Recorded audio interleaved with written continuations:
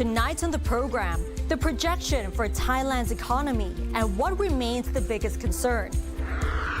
The threats and opportunities for Thailand in joining the BRICS alliance. And the future of virtual banking. Sawadika, I'm Nad Bunag and welcome to This Week with Thai PBS World. Thailand has a new prime minister, but the new cabinet lineup is still in flux. Sudden changes in the government also means uncertainties in the Thai economy. And according to NESDC, Thailand's economic growth during the second quarter of this year was recorded at 2.3%, and that's an increase from 1.6% during the first quarter of the year. Factors contributing to the positive growth came from increases in private and public sector consumption, as well as exports, which grew significantly during the second quarter of the year. There is some bad news, though, is that the overall investment contracted by 6.2%. As for the rest of the year, it is forecast that this year's economic growth will be 2.5%. A few factors contributing to this include the increasing growth in domestic consumption, as well as the continuing recovery in the tourism sector, increase in exports, and also the increased government expenditure and investment. And in order to stimulate economic growth for the rest of 2024, NESDC listed a number of issues that need to be addressed urgently. One of the top priorities is maintaining economic and political stability, especially when there are sudden changes in the government. At the same time, the economic policies of the Pattongtat administration are yet to be clarified. Regardless, the new prime minister has promised that reforming economic policies will be one of the government's main priorities. She did admit, though, that one of its flagship policies, which is the digital wallet scheme, will have to be reviewed. In light of this, there are also rumors that the scheme may be cancelled. And if that's the case, NESDC suggested that the new government should develop other economic stimulus measures and help those with low incomes instead. And before anyone can assess the future of the Thai economy and the new government's policies, we still need to find out who will be taking over which ministerial portfolio. While the new cabinet lineup is still to be confirmed, former Prime Minister Thaksin laid out the underlying economic problems in Thailand during his dinner talk vision for Thailand yesterday afternoon. Among the urgent issues is household debt. He suggested that the central bank reduce the withholding tax collected from commercial banks by half, so that the banks would have more liquidity with which to extend more housing and car loans. He also recommended the method used by his administration in 2001 to resolve the household debt problem.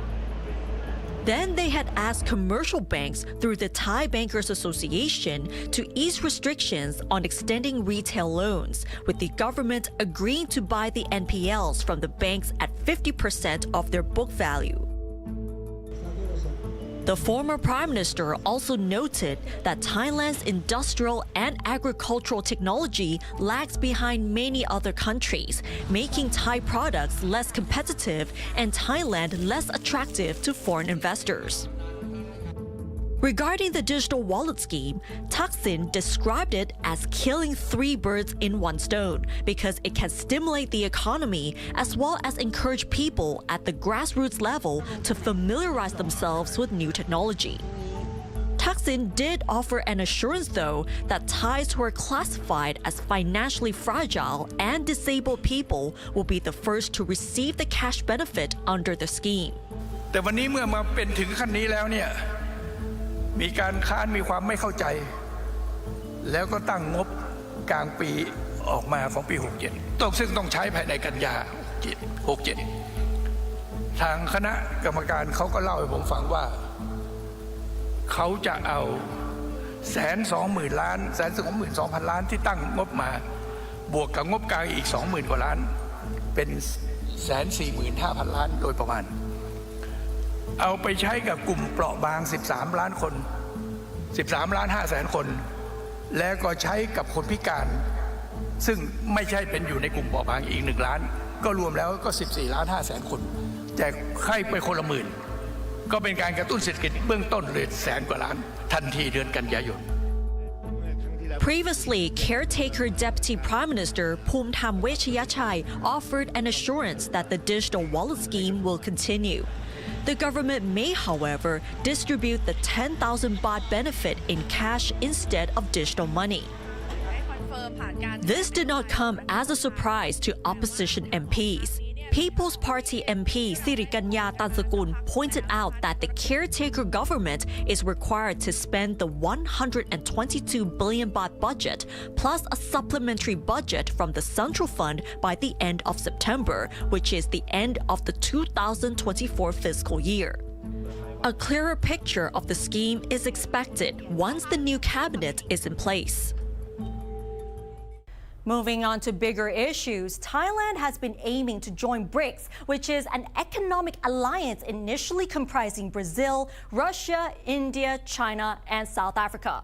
Whether it's the right decision or not, there are opportunities and challenges ahead if Thailand decides to join. Let's find out more with Chorinya Lim. Thailand expressed its interest in joining BRICS in 2023, and this now on the waiting list to be considered for membership.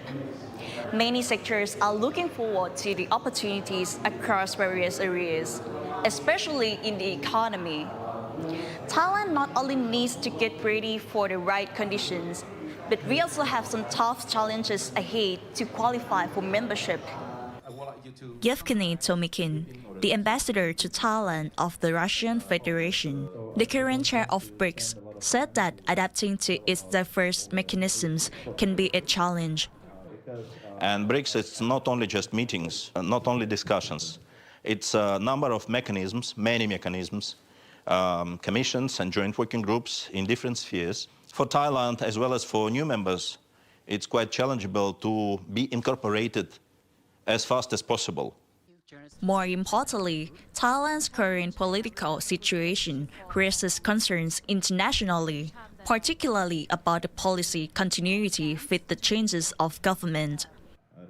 I think they're keeping a close watch, the BRIC members are keeping a close watch, on Thailand's direction, where it is heading.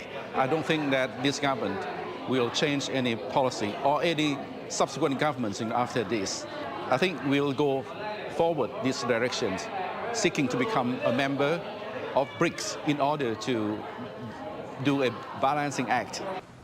He also pointed that the ongoing geopolitical rivalry among major powers is also a challenge for Thailand to navigate. Definitely, the West would not be very happy that we join the BRICS. As I said, on stage, Thailand is a small country. We are being sandwiched by the superpowers. They would like to attract us, to do their side. Because right now we are facing a fierce rivalry, among the superpowers.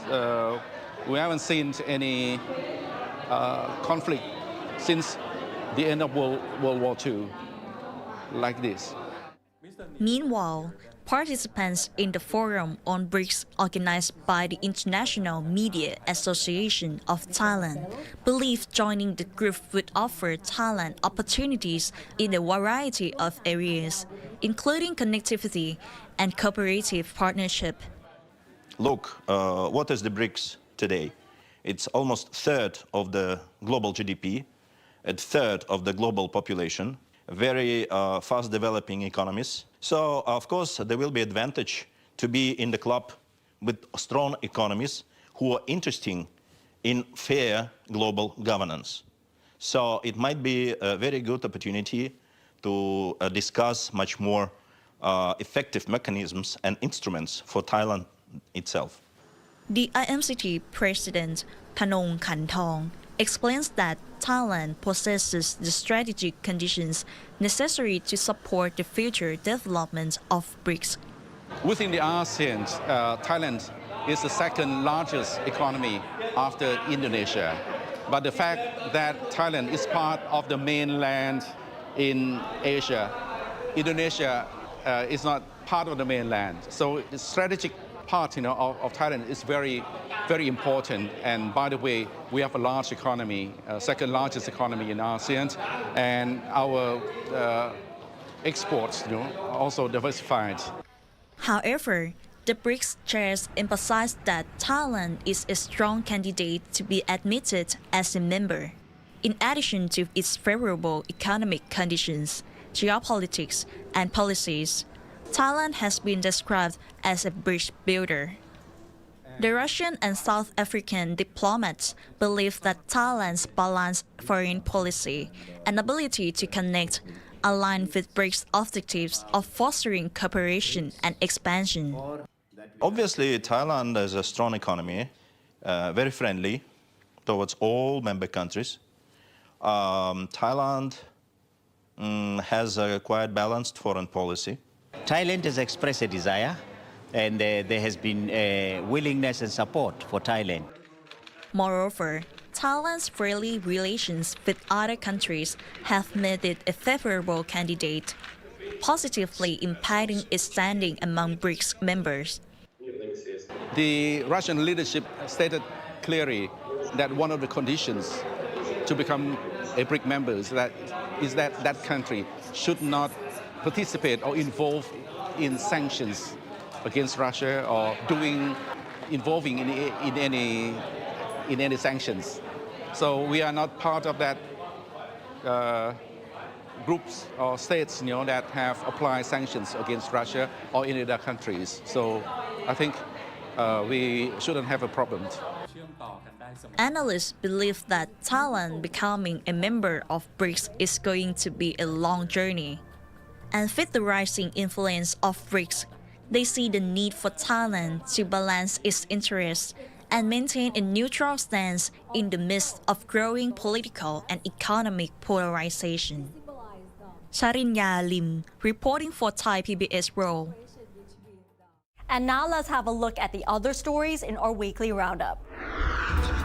An emergency team has been searching for survivors from among the 7 passengers and 2 pilots on board a light plane which crashed in Ban Pakong district of Cha Cheong Sao on Thursday afternoon. The plane left Suvarnabhumi Airport at 2:46 p.m. bound for Got Mai Si Airport in Trat Province. A 66-year-old European male who arrived in Thailand from Africa on August 14th has been infected with Mpox Clade 1b variant, according to Thailand's Disease Control Department. The World Health Organization has recently declared Clade 1b a public health emergency of international concern.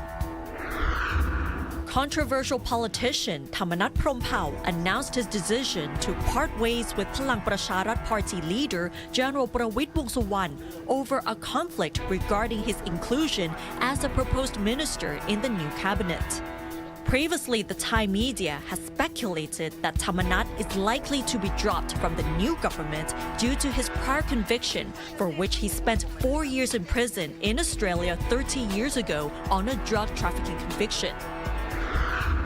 Thai PBS and the Thai Journalists Association have submitted a joint petition to the House Speaker demanding an investigation into General Prawit Wongsuwan's conduct over alleged harassment of a Thai PBS reporter. The incident took place last Friday when the reporter asked General Prawit whether he had watched the live broadcast of the House vote on Pathongthan Shinawat's prime ministerial nomination. Moving on to business. While some ASEAN countries have legalized virtual banks, the Bank of Thailand is still cautious about approving such operating licenses. The CEO of HSBC said that it is reasonable to be careful in developing virtual banking, as the new banking system can help the underbanked and unbanked population to move away from an unregulated market. Frank Han-Shi has more details in this episode of The Wave. While citizens in other ASEAN countries already enjoy the convenience of virtual banking, Thai people are still waiting for the first such service due to the Bank of Thailand's careful review. The CEO of HSBC Thailand say that the BOT's cautious approach is indispensable. as virtual banking should benefit those who do not have ready access to physical banks and help to avoid unregulated markets. Creating those virtual licenses, giving access to the underbanked and the unbanked, especially upcountry, will help reduce, in a sense, the cost of borrowing that they have. As we know, household debt is at a very high level in Thailand, and it's a big focus for everyone to try and get that down. Virtual bank licenses hopefully will be able to get some of those unbanked folks back into the frame of banking and away from some more of the expensive lenders that are out there in the consumer finance space or in the unregulated market. So I think it's a net benefit for everybody because really that household debt number is a big focus. And we all hope to see it come down because that will, once that's brought under control, then it will give us a much more resilient and sustainable platform to really grow the economy and grow the economy in a way that benefits everyone. Yeah. As the first commercial bank to operate in Thailand, Gemba stressed that HSBC welcomed the new service to the market, adding that household debt at a rate of more than 90% could be controlled by such banking system. Despite the slow transition to a green supply chain, the CEO pointed out that the geographical location and well-prepared infrastructure of Thailand have made the country more appealing than others in the region. The real focus across the Thai economy had been on digitization rather than sustainability. Yeah. I'm happy to say in the last couple of years, the focus on sustainability has really grown across all government agencies and large corporates as well. There are always challenges to winning more than a fair share of FDI given the competition, but I think you're never going to win it all. Yes. And I've seen advanced industry and not advanced industry choose to come to Thailand.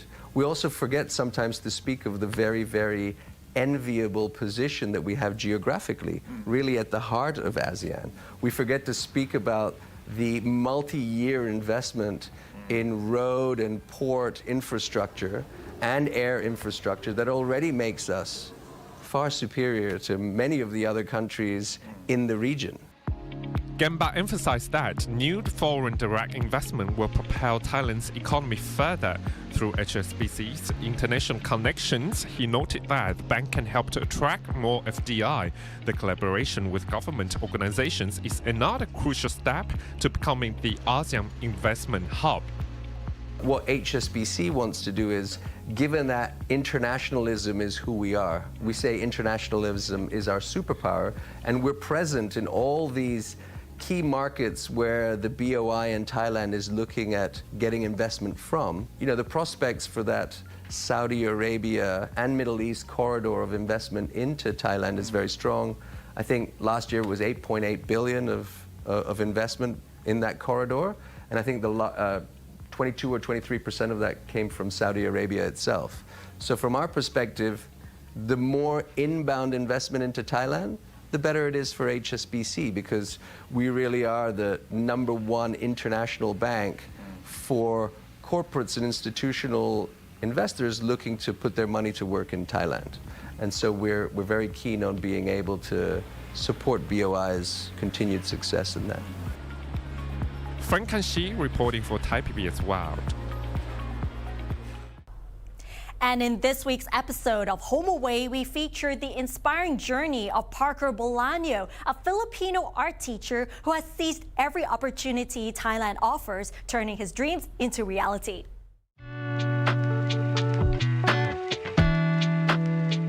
When I got here in Thailand, I was mesmerized with the vibrant art scene here and having the experience with those things. I was inspired to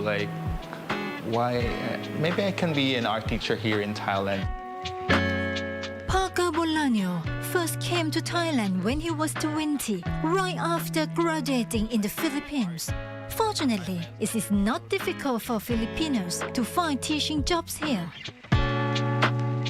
Today, he teaches art at an international school in Samut Prakan province. In my own perspective, it's easy to find a job if you're already a teacher. or if you have the background in teaching, if you have the bachelor degree, it's easier for you to find a job, whether it's like public school or in international school. Compared in the Philippines, Thailand offers a broader platform for you to be able to inspire and master your craft as an art teacher. He said that the real reason he came here was for better career opportunities. Despite knowing what job he wanted to do, the pressure was immense. Parker admitted that his family had financial difficulties and his brother had to put his studies on hold for a couple of years so that Parker could finish university. And then my parents already like sold the land for me to be able to go to a different country. I mean, like, it was like I had this pressure within me. So when I got here, and then I really have to work hard for me to be able to give back to my family, so that my brother was able to finish his studies because he already stopped for 2 years. So yeah, I mean, like, it was like struggling part for me to work here. That was like my starting point. Having successfully combined his aspiration to be a teacher with his passion for art, Parker enjoys every moment of his life in this country. Yeah, I mean, like, blessing in disguise, and also I'm very grateful for all the opportunities that this country has given to me, because I haven't gotten an experience back in the Philippines because we do have only like limited resources and opportunities, and it's very competitive, like having a good job or like getting a job in the Philippines. It's a big competition. He's been in Thailand for more than half of his life. During the past 15 years, he has grown up a lot, both personally and professionally. There's a big change in my profession. Yeah, I mean, like, back in the Philippines, I was like this young boy, and then now being able to live here in Thailand, I was exposed to like different culture. I already experienced doing a lot of things here in Bangkok, and it helps me to boost my self-esteem and also like landing a good job. Yeah, I think that's a masterpiece that you can be proud of yourself. You know, like, you conquer all your fears in order for you to be able to really get the job that you really wanted. In the next 5 or 10 years, Parker Bolanio envisions himself still living and working happily in Thailand, a place where he embraces opportunities and turns his dreams into reality. And now in this episode of Waltz, we talk to Tan Onwimon, a Thai composer who has made his way from Bangkok to Hollywood and Broadway. As he creates film scores, background music for video games, and stage productions, Tan said one of the most difficult things to overcome is imposter syndrome.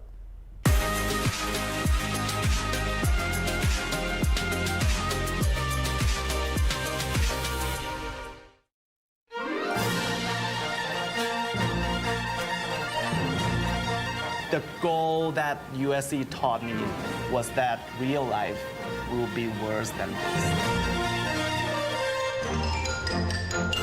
10, go out, throw up, and come back. You did it? No, I didn't throw up. But I mean, like, he says, go, throw up, get... You know, like, it's all about, like, practice.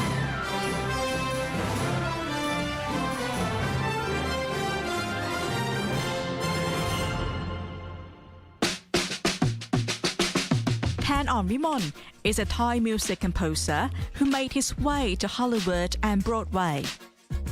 Tan is a part of the music team for the Broadway revival of Cats, the Jellicle Ball, which is currently performing in New York. Today, Tan will take us through his musical career from his humble beginnings to his work at Warner Brothers Studio.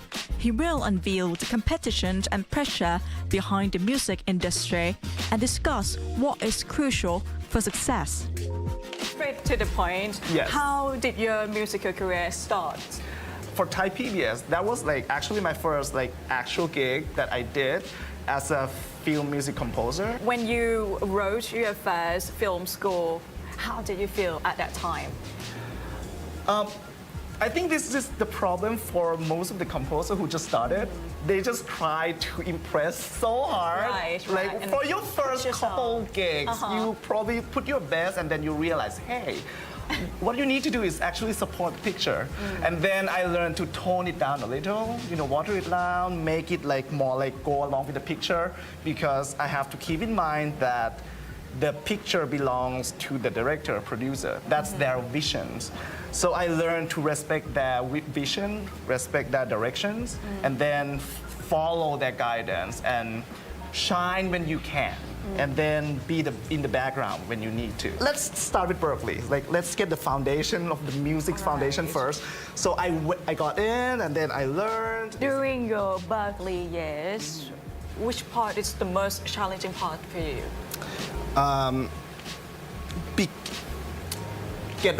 Once again, imposter syndrome.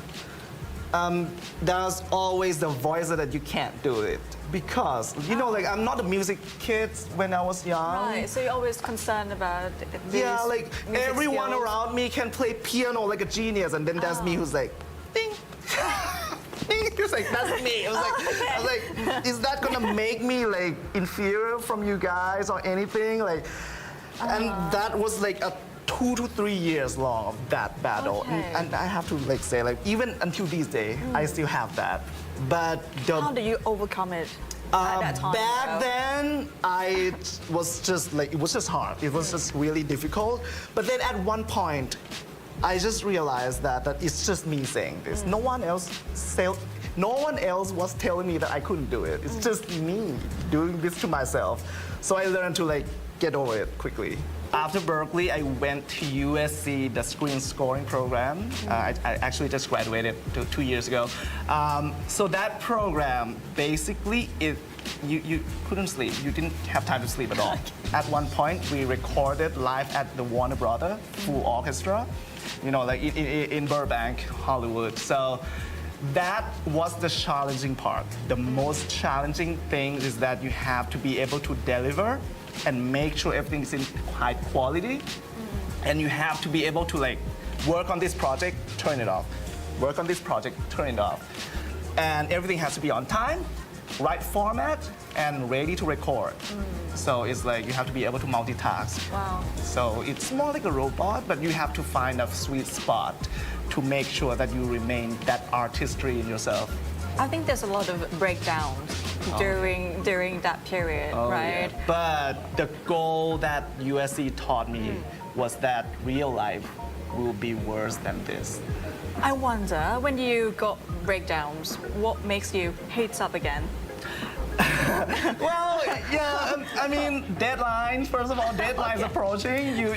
You can, this is what my professor told me. It might not be the best thing to tell you, but this is what he told me.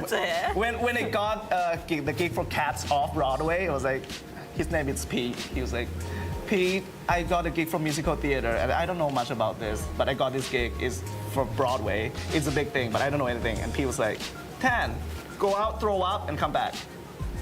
You did it? No, I didn't throw up. But I mean, like, he says, go throw up, get yourself together, and come back. Can you compare between Thai and US? Why you chose to stay in US?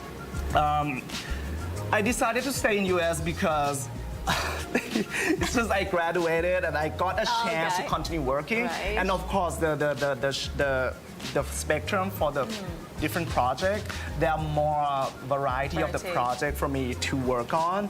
But these days, I have to acknowledge that in Thai industry, like it's actually growing. I continue working for Thai industry as well. Last but not least, because you're gonna show us some of your music score. Oh, yeah, right. Sure.